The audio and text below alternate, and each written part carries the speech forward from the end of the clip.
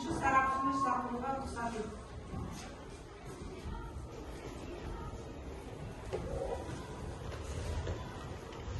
Өзіңізді таныстырыңыз. Мен Күнәділ Әдиям, ауруханада хирург, травматолог болып жұмыс істеймін.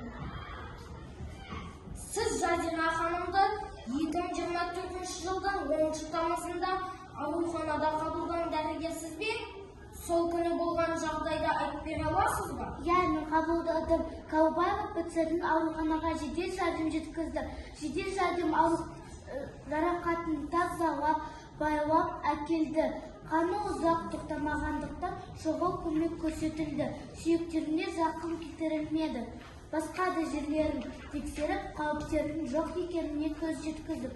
Полиция қызметкерінің арқылы иттің құтыруға қарсы екпесі жоқ екендігін біліп, қажетті ем беруді бастады. Пациенттің алған жарасы орташа ауырлықта деген қорытынды берілді. Уақытында ит тоқтатылып, бұлжық еттің қосымша жарақаттануы мен сүйегі сынаудан аман қалды. Кинолог маманы питбуль иті тістегенде жамбас сүйегін сындыра алады деп айтты. Жамбас сүйегі туралы сіз не айта аласыз? Жамбас сүйегі адамдарда да, жануарларда да мықты қатты сүйек. Адамның жамбас сүйегі шамасы 1500 кг жүкке шыдай алады.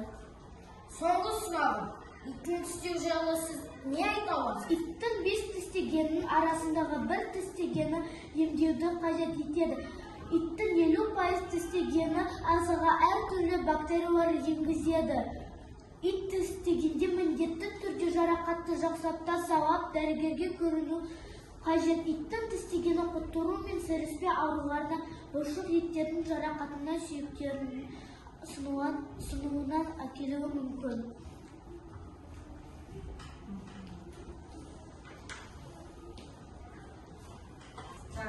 Жәбірленушіге сөз беріледі.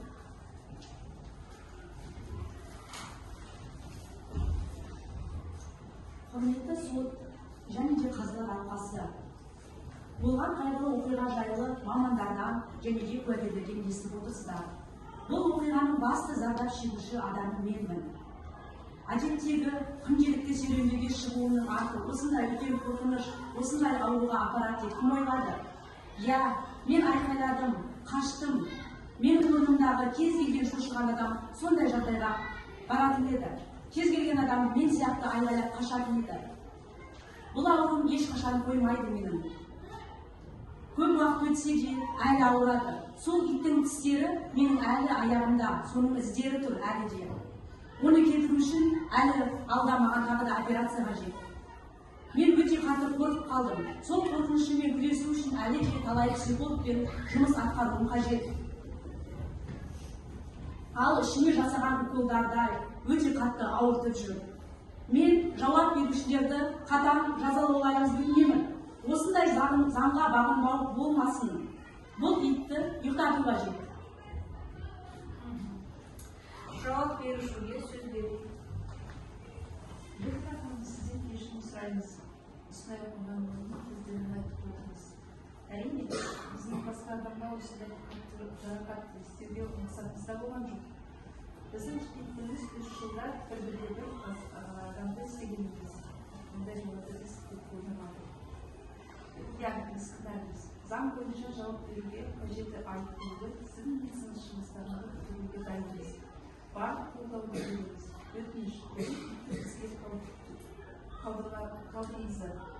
Болашақта осындай жауапсыз кететін істейміз. Жануарлар туралы заңмен танысып, толық қажетті жағдайларды қамтамасыз етеміз, жауапты боламыз. Мен және балалар өсіп-кетуді өте жақсы көреміз. Заң бойынша таралып 5-ші бап 1-ші тармағында халықтың